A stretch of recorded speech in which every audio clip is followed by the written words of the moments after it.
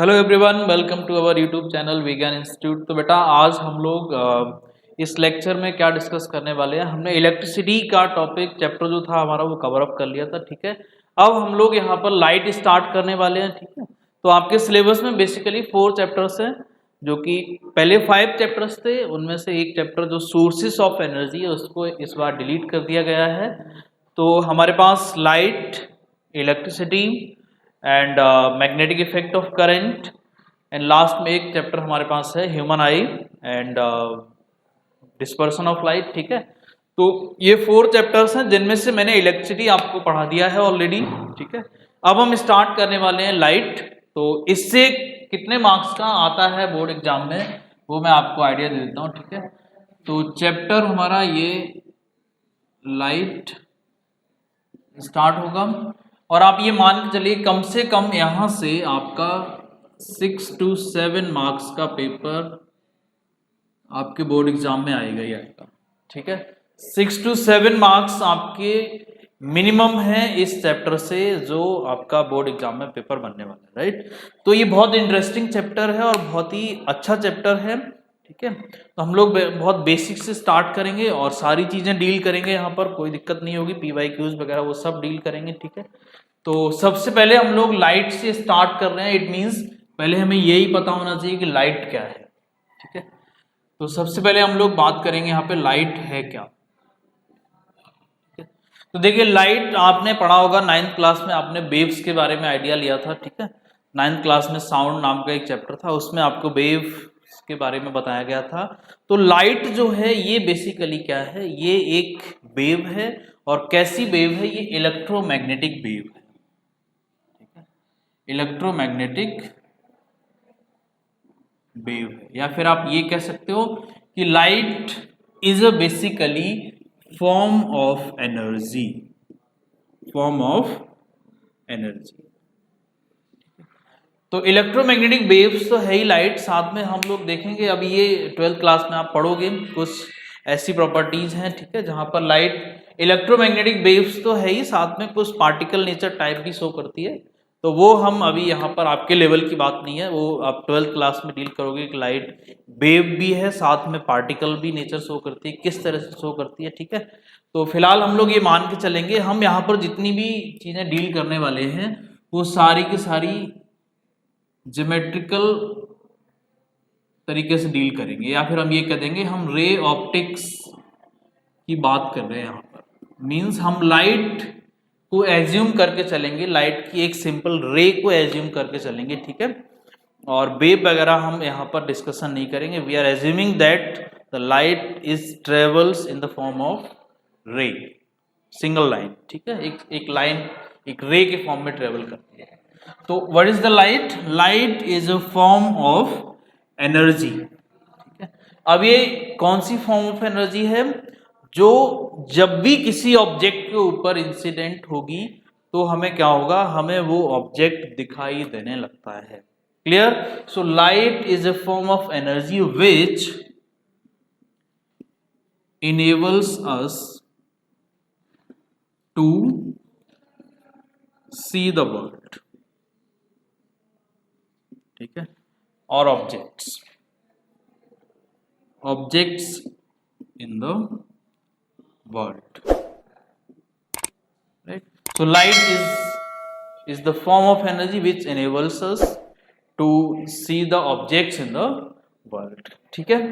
अच्छा, अब यहां पर जो सबसे पहला लाइट के बाद जो सबसे पहला इंपॉर्टेंट चीज है वो आपको रिफ्लेक्शन के बारे में पढ़ना है। तो रिफ्लेक्शन पर जाने से पहले मैं थोड़ी सी प्रॉपर्टीज की भी बात कर लेता हूँ लाइट से रिलेटेड, कि लाइट की प्रॉपर्टीज क्या है। तो सबसे पहले अगर हम बात करें तो इसमें जो है हमारी लाइट क्या है, अभी मैंने बताया यहाँ पर रे नेचर, हम उसका एज्यूम करके चलेंगे पूरे के पूरे चैप्टर में। तो हम ये कह सकते हैं कि light travels in straight line,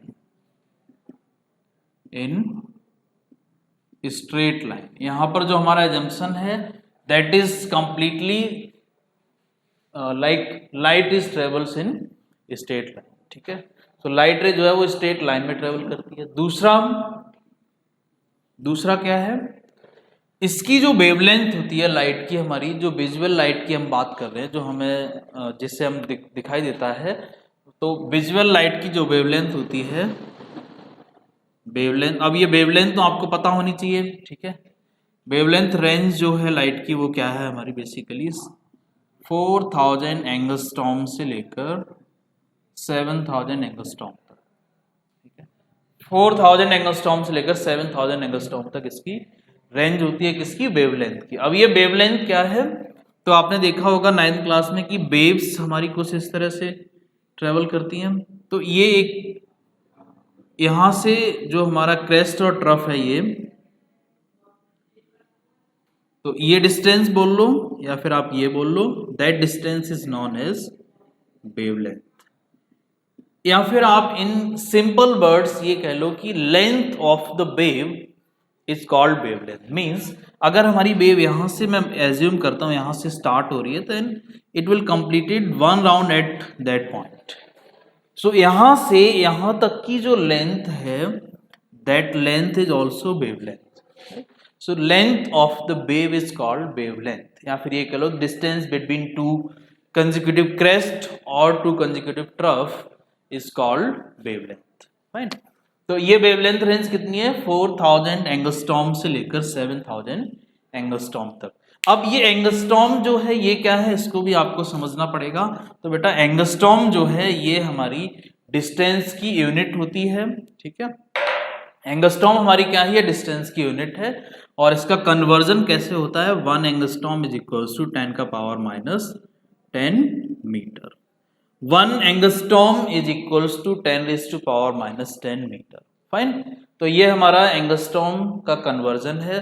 तो अगर आपको यहाँ पर ये बोला जाए कि 4000 मैंने बोल दिया यहाँ पर, तो इसका कन्वर्जन करोगे तो यहाँ क्या करना पड़ेगा, -10 से मल्टीप्लाई करना पड़ेगा, इतने मीटर से 7000 इंटू 10 का पावर माइनस 10 मीटर तक की हमारी ये वेव्स, जो लाइट वेव, जो लाइट रे होगी इसकी वेवलेंथ होगी, ठीक है। या फिर इसको और ऐसे लिख दो, 4 इंटू 10 का पावर माइनस 7 मीटर से 7 इंटू 10 का पावर माइनस 7 मीटर तक, ठीक है।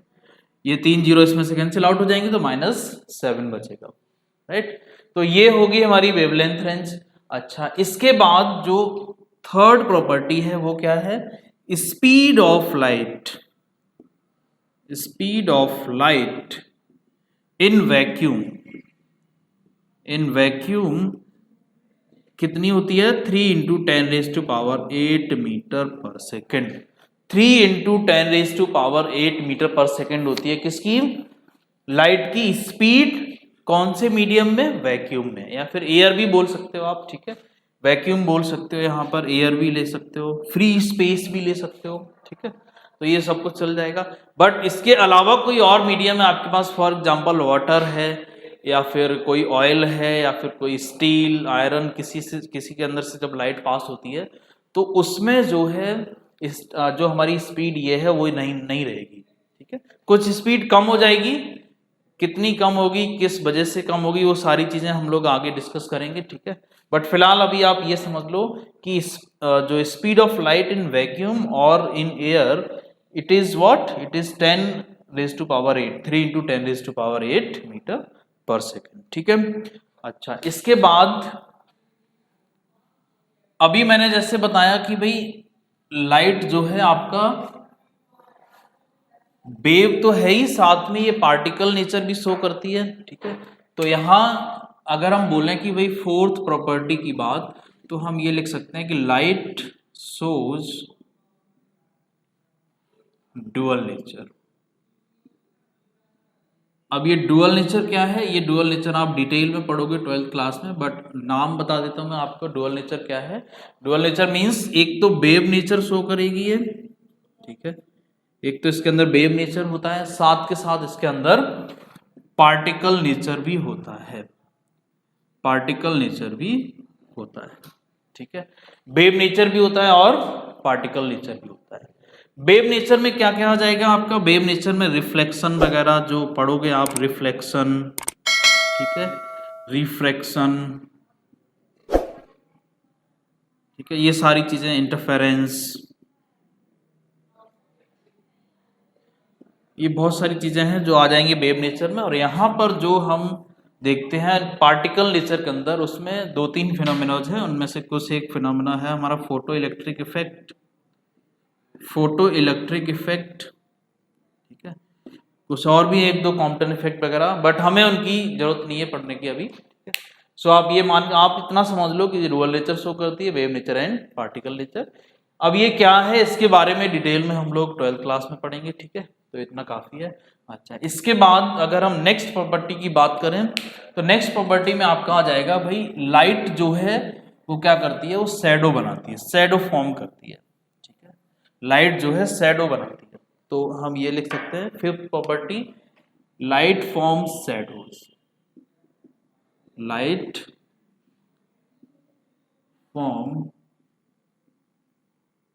शैडोज, ठीक है। लाइट शैडो कास्ट करती है, ठीक है।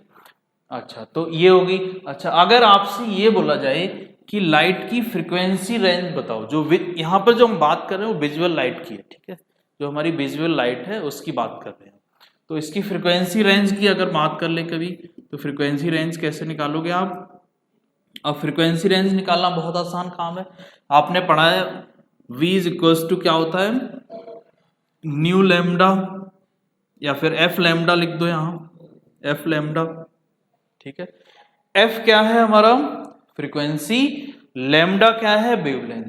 ये फॉर्मूला तो आपने 9th क्लास में पढ़ा है, ठीक है, साउंड वाले चैप्टर में पढ़ा हुआ है, V is equals to F lambda, ठीक है। तो यहां से अगर मैं एफ निकालूंगा तो क्या आ जाएगा, V अपॉन लैम्डा। अब V तो हमें पता है कितना है, 3 × 10⁸, और लैम्डा भी मुझे पता है कितना है। लैम्डा की 2 वैल्यूज हैं, लोअर लिमिट कितनी थी हमारी 4 × 10⁻⁷, और दूसरी वाली जो वैल्यू जो अपर लिमिट थी हमारी वेवलेंथ की वो कितनी थी 7 × 10⁻⁷। तो ये हमारी क्या है, ये हमारी फ्रीक्वेंसी रेंज है। इसको आप सॉल्व कर सकते हो, ठीक है। जब आप इसको सॉल्व करोगे तो ये आपका आएगा समवेयर अराउंड 3 × 10⁻⁴ 3/4 × 10⁸ एंड 7, ये 15 हो जाएगा, ये ऊपर जाएगा तो 15 हो जाएगा, और ये आपका आ जाएगा 3/7 × 10⁻15, ठीक है। इसमें से एक पावर यहाँ ले लोगे तो ये आपको मिलेगा 30/4 × 10⁻14, ठीक है। और यहाँ से जब आप इसको देखोगे डिवाइड करोगे तो 7.5 × 10⁻14 हर्ट्ज, ये आ गई एक वैल्यू। और एक वैल्यू आपकी यहाँ से आएगी, कितनी आएगी देखो, इसलिए हो जाएगा 30/7 × 10⁻14, और ये हो जाएगा 4, ठीक है।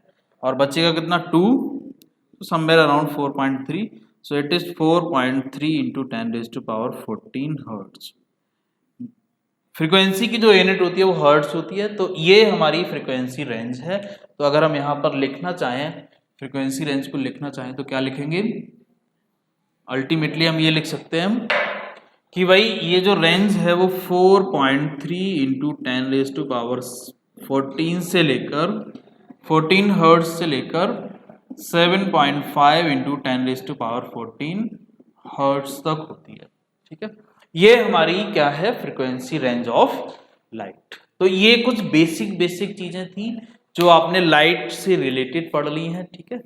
यहाँ से क्वेश्चन तो बहुत रेयर चांस है बनना, बट ऑब्वियसली आपको पता होना चाहिए, क्योंकि लाइट जब आप पढ़ रहे हो तो ये बेसिक चीजें तो पता होना चाहिए कि लाइट क्या है, इसकी प्रॉपर्टीज क्या है, ठीक है। तो ये हमने आपसे डिस्कस कर लिया है। नाउ हम लोग स्टार्ट करते हैं कुछ और इम्पॉर्टेंट चीजें, ठीक है।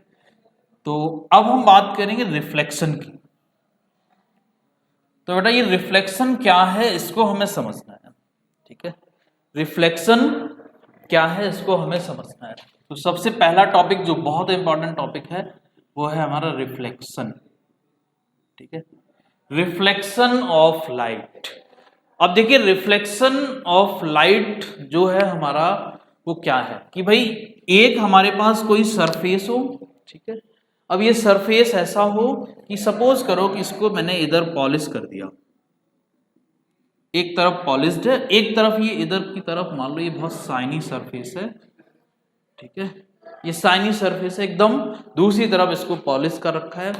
तो अब अगर मैं इसके ऊपर लाइट को इंसिडेंट कराऊं यहाँ पर, तो क्या होगा, आपको पता है भाई लाइट जब ये दूसरी तरफ पॉलिश्ड है तो लाइट इधर तो जा ही नहीं सकती, ठीक है, इधर तो जा ही नहीं सकती, ये क्या होगा, यहाँ पर टकरा के और वापस चली जाएगी, ठीक है, यहाँ पर टकरा के वापस चली जाएगी। तो ये जो फिनोमेना आप देख रहे हो, that phenomena is known as reflection. So what is the reflection? Reflection means when the light incident on any shiny and polish surface. ये कंडीशन लगा देते हैं क्योंकि अदरवाइज रिफ्लेक्शन तो हमारा विदाउट पॉलिश में भी पॉसिबल है, बट वो थोड़ा सा डिफरेंट केस हो जाता है depending on the angle of incidence. But यहाँ पर आपके लिए क्या है कि अगर हम एक पॉलिश्ड और शाइनी सरफेस लेते हैं और उसके ऊपर लाइट को इंसिडेंट कराते हैं, then it will come back into the same medium. That phenomena is known as reflection of light. So what is the reflection of light? When the light ray is incident on the shiny and polished surface, it bounces back in the same medium. So this bouncing back of light is known as reflection of light. Bouncing back of light from a shiny and polished surface is called reflection. ठीक है, ये हो गया। अच्छा, अब यहां पर कुछ इंपॉर्टेंट चीजें हैं, कुछ इंपॉर्टेंट टर्म्स हैं रिफ्लेक्शन से रिलेटेड, वो टर्म्स आपको पता होनी चाहिए। ठीक है, तो अब मैं अगर यहां पर एक लाइन ड्रॉ करूं, जो लाइन इस पॉइंट से पास हो रही हो और इस सरफेस के परपेंडिकुलर हो, इस सरफेस के परपेंडिकुलर हो और जो हमारा पॉइंट है इससे पास हो रही हो, तो हमने इस लाइन का नाम क्या दे दिया, इस लाइन को हम बोलते हैं नॉर्मल। इस लाइन का नाम दे दिया नॉर्मल। ठीक है, तो दैट इज नॉर्मल। अच्छा, जो ये लाइट वेव हमारी जो आ रही थी इधर से, that light wave, this light wave is known as incident ray. Incident ray. ठीक है, अब इधर जो लाइट वेव जा रही है इसको हम क्या बोलते हैं, that is called reflected ray. Reflected ray, इसको बोलते हैं रिफ्लेक्टेड रे। ठीक है, अच्छा, यहां पर जो एंगल बन रहा है, ये वाला एंगल, इस एंगल को हम क्या बोलते हैं, इस एंगल को हम बोलते हैं angle of incidence. Angle of incidence. Clear? यहां पर ये जो एंगल बन रहा है इसको हम क्या बोलते हैं, इसको बोलते हैं एंगल ऑफ रिफ्लेक्शन, या फिर ये कह लो reflected angle and incident angle. ठीक है, या फिर ये बोल लो angle of incidence and angle of reflection. इसको रिप्रेजेंट करते हैं आई से और इसको रिप्रेजेंट करते हैं आर से।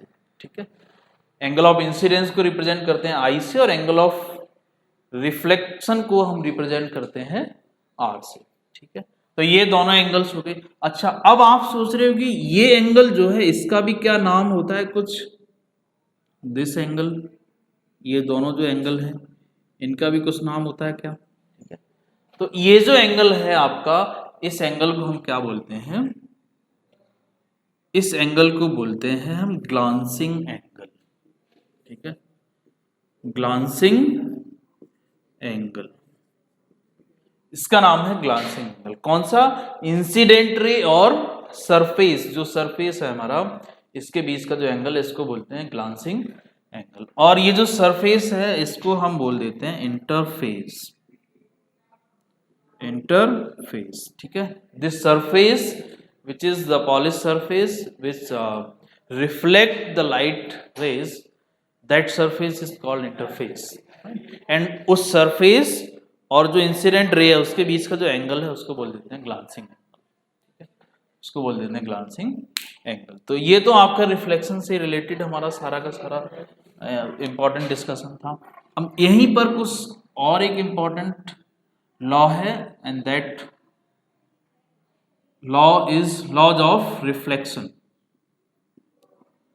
तो लॉज ऑफ रिफ्लेक्शन। अब यहाँ पर क्या है भाई, जो रिफ्लेक्शन है इससे रिलेटेड कुछ लॉज भी तो है, ठीक है, कि रिफ्लेक्शन जब लाइट हमारी किसी सरफेस पर इंसिडेंट करेगी तो वो रिफ्लेक्ट करेगी, बाउंस बैक होगी, तो किन लॉज के अंदर वो बाउंस बैक होगी, ठीक है, उसमें कौन से लॉ होल्ड कर रहे होंगे, वो लॉज भी यहाँ पर इंपॉर्टेंट रोल प्ले करते हैं। तो उसमें सबसे पहला लॉ तो यही है कि एट दिस पॉइंट, अच्छा ये पॉइंट रह गया था, इस पॉइंट का नाम क्या है, point of incident, point of incident, ठीक है। तो at this point of incident, जो फर्स्ट लॉ है ये क्या कहता है, at the point of incident this incident ray, this reflected ray and this normal all lie in the same plane, ठीक है। एट द पॉइंट ऑफ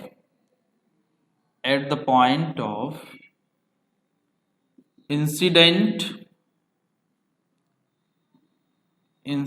रे, normal and reflected ray all lie in the same plane। ये तीनों चारों चीजें आपकी same plane में लाई करती हैं, फाइन। अच्छा, इसके बाद एक दूसरा लॉ है जो बहुत इंपॉर्टेंट लॉ है, तो वो दूसरा लॉ क्या है देखते हैं।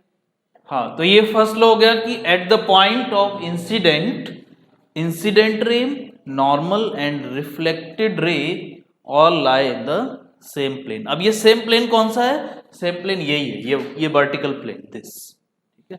तो देखो इंसिडेंट रे और ये रिफ्लेक्टेड रे और ये नॉर्मल, तीनों इसी वर्टिकल प्लेन में आ रहे हैं, ठीक है, इसी वर्टिकल प्लेन में लाई कर रहे हैं, ठीक है। तो ये तो हमारा फर्स्ट लॉ हो गया। सेकेंड लॉ क्या है, सेकेंड लॉ में इन्होंने बताया है कि ये जो एंगल ऑफ इंसिडेंस है, angle of incidence I, this angle of incidence is equals to the angle of reflection, ठीक है। मतलब एंगल आई जो है मेरा वो एंगल आर के इक्वल होगा। Angle of incidence is equals to the angle of reflection. मतलब क्या है इसका, कि जिस एंगल से आपने लाइट को इंसिडेंट कराया उसी सेम एंगल से वो वापस जाएगी। जिस एंगल से आपने लाइट को इंसिडेंट कराया उसी सेम एंगल से वो वापस जाएगी। अगर आपने यहां पर ये 30 डिग्री के साथ एंगल, 30 डिग्री एंगल के साथ इंसिडेंट कराया तो ये इधर 30 डिग्री एंगल पर ही वापस जाएगी, 30 डिग्री एंगल पर ही ये वापस जाएगी। अगर आप यहां पर क्या करोगे, इस एंगल को बढ़ा दोगे, मींस इस लाइट को आपने थोड़ा सा इधर की तरफ, लेफ्ट की तरफ बेंड कर दिया तो ये एंगल भी बढ़ जाएगा, ये एंगल भी बढ़ जाएगा, because angle of incident is always equals to the angle of reflection, ठीक है। अच्छा, अब यहां पर एक इंपॉर्टेंट चीज और है, वो आपको समझनी है कि भाई ये जितने भी लॉज वगैरह मैंने आपको बताए हैं और ये जो रिफ्लेक्शन वाला केस बताया है, तो ये सब रेगुलर रिफ्लेक्शन के अंडर में था। रिफ्लेक्शन जो होता है बेसिकली वो दो तरह का है, ठीक है। तो मैं यहां पर क्लियर कर देता हूं वो चीजें। नंबर 1 रेगुलर रिफ्लेक्शन और number 2 irregular reflection. Irregular reflection, तो जो मैंने अभी आपको लॉज बताए हैं, ये लॉज जो थे ये क्या थे, ये रेगुलर रिफ्लेक्शन के लॉज थे। इरेगुलर में ये लॉज होल्ड नहीं करते हैं, ठीक है। इरेगुलर रिफ्लेक्शन में ये लॉज होल्ड नहीं करते हैं। तो अब आपको ये भी प्रॉब्लम है कि भाई अभी ये जो रिफ्लेक्शन, जो रेगुलर रिफ्लेक्शन है ये क्या है और ये जो इरेगुलर रिफ्लेक्शन है ये क्या है, ये आपको क्वेश्चन आ रहा होगा, ठीक है। तो थोड़ा सा डिस्कशन हम उस पर भी कर लेते हैं। तो देखिए, अगर ये जो सरफेस था मेरा जहां से लाइट रिफ्लेक्ट हो रही थी, अगर ये सरफेस इधर, ये बहुत स्मूथ सरफेस है, ये सरफेस कैसा मेरा, अगर ये स्मूथ सरफेस है, इसमें बिल्कुल भी स्मूथनेस बिल्कुल क्लियर है, ठीक है, देन यहाँ से जो रिफ्लेक्शन होगा वो कैसा होगा हमारा, वो रेगुलर रिफ्लेक्शन होगा, ठीक है, बिल्कुल स्मूथ सरफेस है ये, ठीक है, इसमें बिल्कुल भी कोई इरेगुलरनेस नहीं है, ठीक है, अनस्मूथनेस इसमें बिल्कुल भी नहीं है, बिल्कुल शाइनी एंड स्मूथ सरफेस है, ठीक है। जैसे सपोज करो ये बोर्ड ही है, तो ये जो व्हाइट बोर्ड है अगर इसके ऊपर लाइट इंसिडेंट कराई जाए तो जो रिफ्लेक्शन होगा वो कैसा होगा, वो रेगुलर रिफ्लेक्शन होगा, वो रेगुलर रिफ्लेक्शन होगा। अब अगर यही सरफेस इस तरह से होता, कहीं स्मूथ सरफेस नहीं होता, ये इसमें स्मूथनेस नहीं होती, मींस ये कहीं पे ऐसे ऊबड़ खाबड़ टाइप का लाइक दिस, इस तरह का सरफेस है। तो अब यहाँ पर क्या होगा कि लाइट भाई जब इंसिडेंट करेगी, मान लो यहाँ इंसिडेंट कर रही है तो यहाँ रिफ्लेक्ट होके जाएगी, यहाँ कहीं इंसिडेंट करेगी तो पता नहीं किधर जाएगी ऐसे, तो यहाँ पर क्या होगा, ये लॉज हमारे होल्ड नहीं करेंगे।